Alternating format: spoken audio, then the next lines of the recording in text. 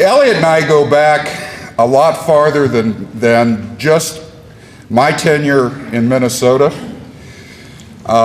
Years ago, and I'm not going to tell you how many, I headed an organization that affiliated with AFSCME, and I first met Elliot during that campaign. And my opinion of him was submitted during that campaign. We had several Minnesota AFSCME members involved in that campaign. But it was really interesting because a number of years had passed, and Elliot and I were standing outside the Excel Center and had several meetings, and both of us said about the same time, I don't know if you remember this, we were looking at the snipers up on the Holiday Inn. This was when Bush was in town. And trying to figure out if they had us targeted or were just up there looking at the weather. But we got talking, and lo and behold, it all came together. Where we had made the first connection and how long ago that was. And that was probably 2 years after Elliot came back. So it is a small world. It's a very small world. I want to extend very strong fraternal greetings to all the brothers and sisters here, to President Busing, to Elliot, to the executive board, to the board, and especially to the members who are here doing the work of this union. It's a real privilege for me to be here and to watch you work. I watched your resolution process. Smooth. I don't know if Mike feels the same way, but it's smooth. It works well, and it shows how unions work well. And I'm going to paraphrase something Elliot says. He says it much better than I do. But you saw the video, the Coalition for Working Minnesota Families. That's an outgrowth of something that started several years ago. It stayed together, and it's built every single year. And it was my privilege and our union's privilege to work with AFSCME and the other unions involved, and I will say it ended up being AFSCME and MAPE that carried that process through to the end. And by working together, we can accomplish great things.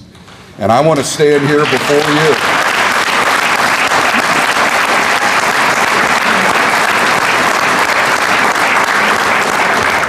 I want to stand here before you today and commit that our union will continue to walk the same path, will continue to carry the same fights that you're carrying, will continue to support you in your local activities, will continue to support you in the election campaigns. We have the same objectives. We have the same end game. And that is to change the way the political process in Minnesota works. It has not worked. We're seeing the end result of a governor who has never managed to balance a budget, who has continually put things off, and yet has the audacity to run around this country and say what great things he's done. As far as I'm concerned, and I don't know how everybody else feels, as much as he's out of state, I feel much better. I feel safer.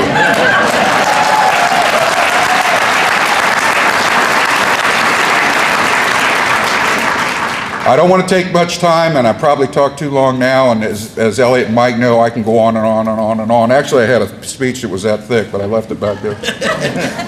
I want to thank you. I want to thank you for the opportunity to be here. I want to thank you for the invitation to attend your forum this afternoon. I want you to know that we're doing a similar process in early November, and I'm hoping that everybody gets on the bandwagon sooner rather than later. We have to ensure we have a Democratic governor. We have to ensure we maintain Democratic control of the House. We have to make sure we maintain Democratic control of the Senate. And we have to make sure that we retain the constitutional officers. This not only is an election for a budget, this is a redistricting year. The outcome of that, you probably covered this, the outcome of this election's going to set the groundwork for the next 10 years for our state. I'd rather see our children, grandchildren, and those who are coming forward have a higher quality of life rather than ending up a cold Louisiana. We need to make the change. Thank you, thank you, thank you.